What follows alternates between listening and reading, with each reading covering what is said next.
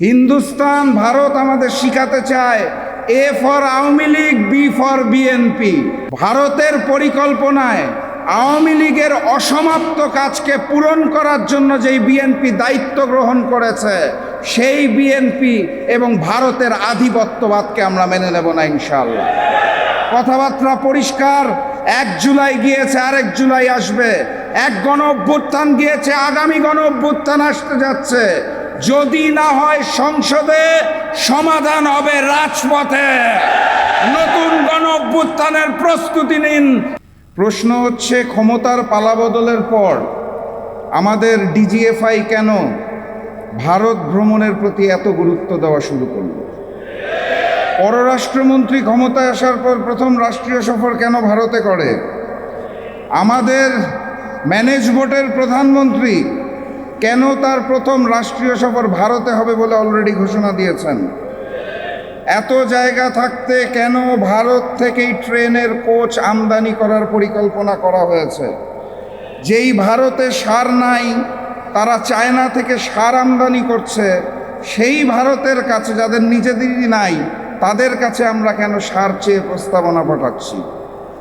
China যখন আমাদেরকে জ্বালানি তেল দিতে চাইল, সেই প্রশ্নটা আমরা কানে না তুলে, সেই প্রস্তাবটাকে কানে না তুলে কেন ভারতের থেকে জ্বালানি তেলের জন্য আবেদন দিচ্ছি?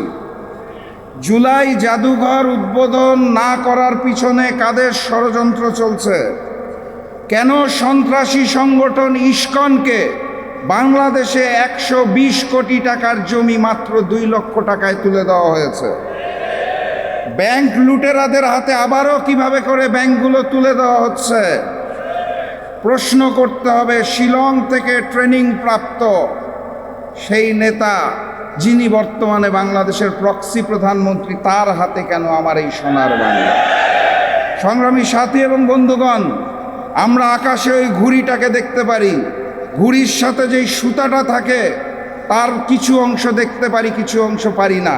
সেই সুতার মধ্যে থাকে ডিপ স্টেট, সরকার, কমিশন, প্রশাসন, মিডিয়া।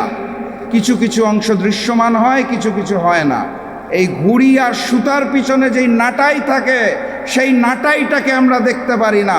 বাস্তবতা এটাই, ক্ষমতার পালাবদলে ওই নাটাইটা এই মুহূর্তে আবারও ভারতের হাতে চলে গিয়েছে।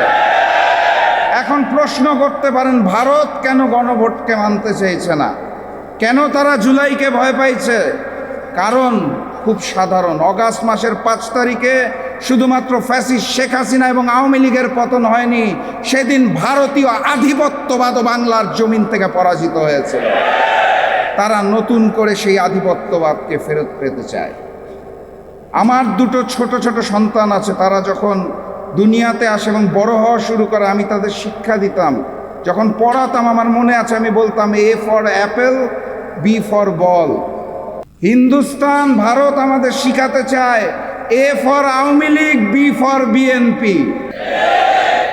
ভারতের পরিকল্পনায় আওয়ামী লীগের অসমাপ্ত কাজকে পূরণ করার জন্য যেই বিএনপি দায়িত্ব গ্রহণ করেছে, সেই বিএনপি এবং ভারতের আধিপত্যবাদকে আমরা মেনে নেব না ইনশাআল্লাহ। কথাবার্তা পরিষ্কার। 1 জুলাই গিয়েছে, আরেক জুলাই আসবে। এক গণ অভ্যুত্থান গিয়েছে, আগামী গণ অভ্যুত্থান আসতে যাচ্ছে।